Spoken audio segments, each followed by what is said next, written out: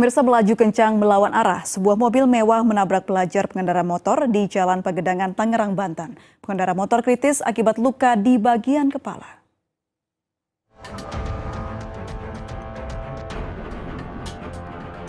Kecelakaan pengendara sepeda motor dan mobil terjadi di Jalan Pagedangan, Tangerang, Banten sore tadi.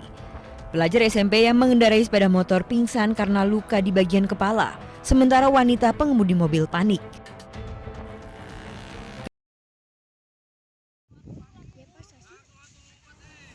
Inilah video viral yang beredar yang memperlihatkan dua kelompok anak di bawah umur berseragam sekolah dasar melakukan aksi tawuran menggunakan berbagai jenis senjata tajam. Terlihat mereka membantingkan sebuah gear motor yang diikat menggunakan tali. Juga beberapa anak lain membawa senjata tajam. Beralih ke informasi lainnya, Saudara. Satuan Reserse Narkoba Polrestabes Semarang berhasil membongkar jaringan narkoba yang melibatkan pelajar sebagai kurir narkoba jenis sabu. Selain mengamankan dua tersangka yang salah satunya adalah anak di bawah umur, polisi juga mengamankan barang bukti 200 gram sabu. Dua tersangka narkoba ini mengaku awalnya mencari pekerjaan sampingan untuk mengisi kekosongan waktu di sela-sela kegiatan belajar daring. Mereka mencoba mencari uang jajan lewat postingan lowongan pekerjaan di media sosial Facebook yang diunggah oleh seseorang bernama Gian. Di postingan tersebut disebutkan sebagai pengantar bawang putih dengan upah Rp200.000.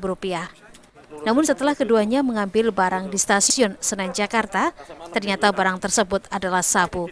Setidaknya sejak Desember lalu, keduanya sudah 3 kali mengambil sabu dengan imbalan sebanyak Rp6 juta untuk sekali jalan. Assalamualaikum warahmatullahi wabarakatuh. Selamat pagi, salam sejahtera bagi kita sekalian. Anak-anakku SMK Negeri 2 Depok yang berbahagia. Sebelum saya menyampaikan materi tentang bahaya narkoba, kenakalan remaja dan tata tertib berlalu lintas, perkenalkan terlebih dahulu nama saya Alim, jabatan sehari-hari perwira unit Binmas Polsek Depok Barat.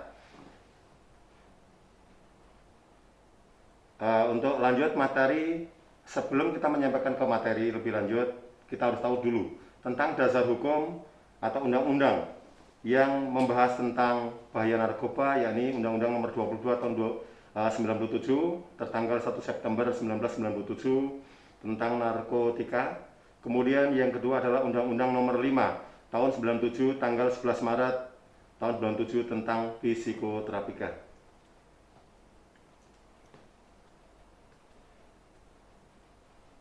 Kemudian anak-anak sekalian, untuk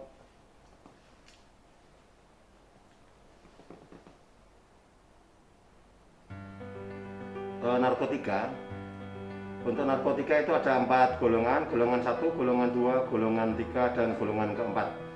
Hanya untuk tujuan yang pertama, golongan 1 hanya untuk tujuan ilmu pengetahuan atau bukan untuk terapi atau memberikan sindrom.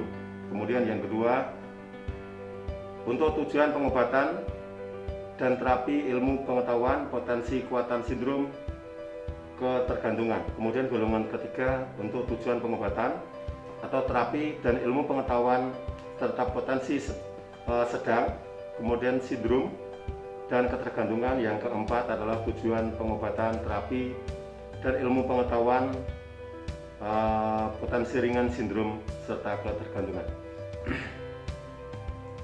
Indonesia saat ini sedang mengalami darurat narkoba. Kemudian beberapa hasil penangkapan beberapa tahun yang lalu oleh Polri, BNN, dan Bea Cukai, hasil penangkapan 1,6 ton 1,6 ton narkotika. Kemudian apabila jumlah penduduk ini dibagi, kita bisa tahu sendiri berapa gram per orang. Nah, inilah. Kemudian sebelumnya, anak-anak sekalian, kita harus tahu apa itu narkoba. Narkoba adalah zat kimia yang dapat mengubah keadaan psikologi seperti perasaan, pikiran, suasana hati, serta perilaku jika masuk ke dalam tubuh manusia, baik dengan cara dimakan, diminum, dihirup, suntik, dan lain sebagainya. Kemudian dari narkoba sendiri itu ada ganja, ada ekstasi, sabu-sabu, flaka, kits. Ini jenis-jenisnya.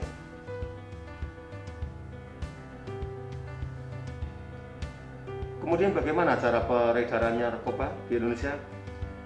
Banyak sekali anak-anak sekalian. Yang pertama melalui jalur laut atau udara, kemudian kedua melalui media sosial atau online, kemudian anak di bawah umur sebagai kurir, ya, pengendalian dari dalam lapas, kemudian melalui jasa titipan barang dan sebagainya.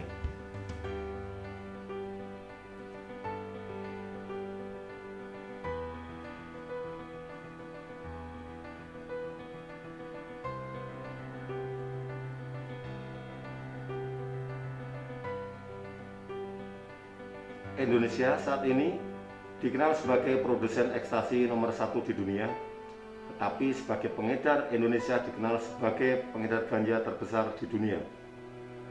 Hal tersebut memungkinkan karena ganja di Indonesia merupakan marijuana dengan nomor kelas 1.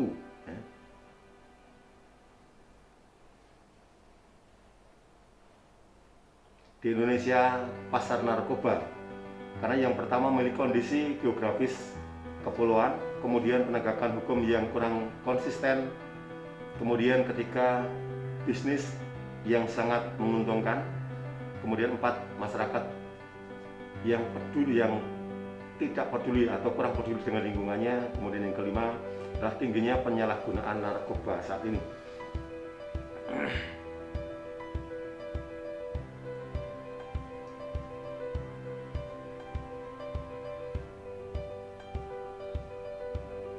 Data BNN tahun 2018 anak-anak sekalian terungkap 46.537 kasus, kemudian 300 jenis kasus narkoba sudah masuk di Indonesia saat ini.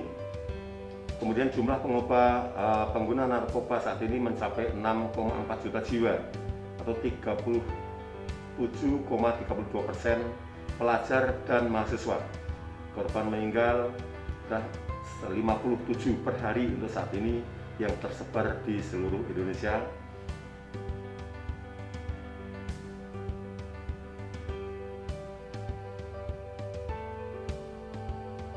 Kemudian ciri untuk pengguna narkoba yang pertama berperilaku sering bolos sekolah, nilai menurun, ada laporan dari guru, sering menutup diri, berontak, sering bermasalah, rutin menggunakan parfum atau tetes mata, sering ngemil, sering keluar malam, membahayakan orang lain, suka menipu, suka meminta orang lain uang dengan berbagai alasan, hiperaktif, gembira yang sangat luar biasa, susah tidur, pergi, dan cenderung tidak pamit. Anak-anak sekalian, kita lanjutkan kembali untuk menghindari bahaya narkoba dari anak-anak. Ada 5 tips. Yang pertama adalah tingkatkan iman dan tawakal pada Tuhan Yang Maha Esa. Yang nomor 2, pandai dalam bergaul atau memilih teman. Ketiga, jangan pernah mencoba dengan alasan apapun. 4, yakini narkoba merugikan dan tindakan kriminal. Yang kelima, terus mengikuti perkembangan.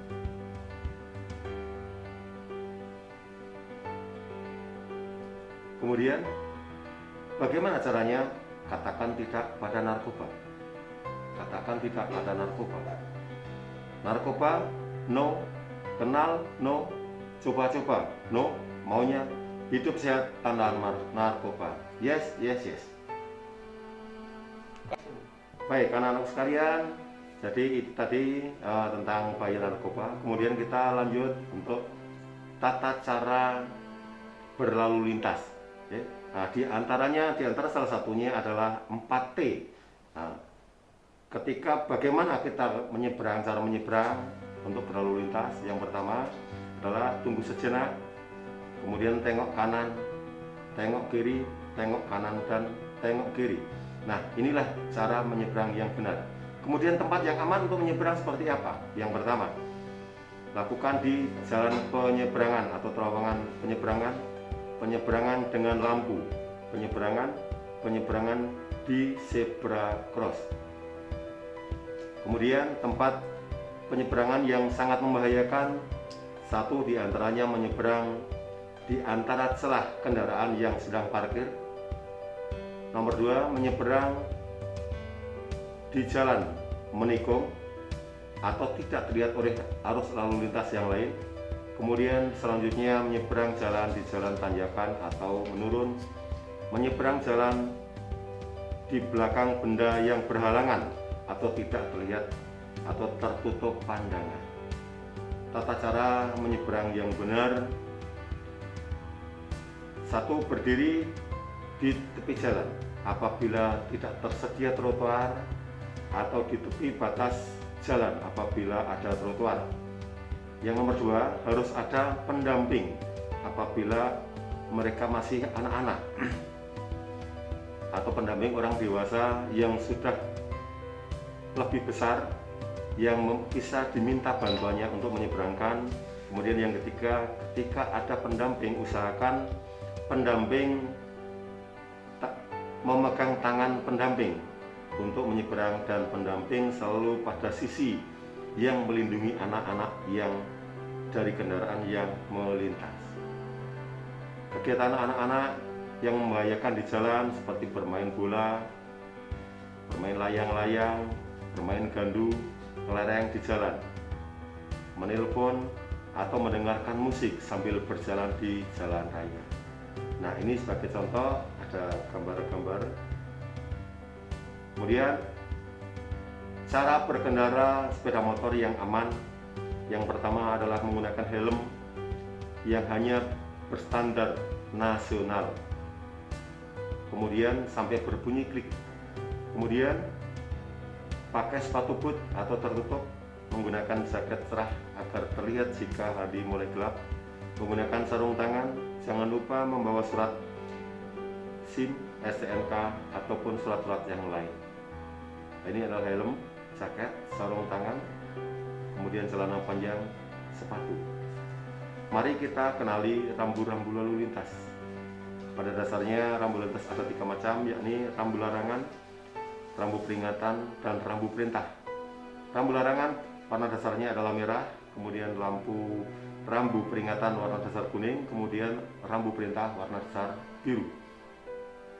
Anak-anak sekalian, apabila ini terjadi, ya, kadang-kadang kita sering mendengar adanya kecelakaan lalu lintas. Nah, inilah yang ingin kita sampaikan, bahwa 4 faktor dari kecelakaan lalu lintas. Yang pertama adalah manusia, kemudian kedua karena faktor jalan, kemudian ketiga faktor kendaraan, dan keempatnya adalah faktor cuaca. Kenapa bisa terjadi kecelakaan lalu lintas? Nah, rumus dari kecelakaan lalu lintas sendiri pasti berawal dari sebuah pelanggaran. Yang pertama, mungkin pelanggaran tentang marka jalan, pelanggaran tentang kecepatan laju kendaraan, pelanggaran tentang bermain handphone, mengantuk, tidak membawa surat-surat, atau tidak menggunakan helm pengaman. Mulai kapan seseorang atau anak-anak bisa naik kendaraan atau sepeda motor? Pada dasarnya setiap manusia bisa naik motor dan bisa di antara semua umur, namun demikian ada aturannya.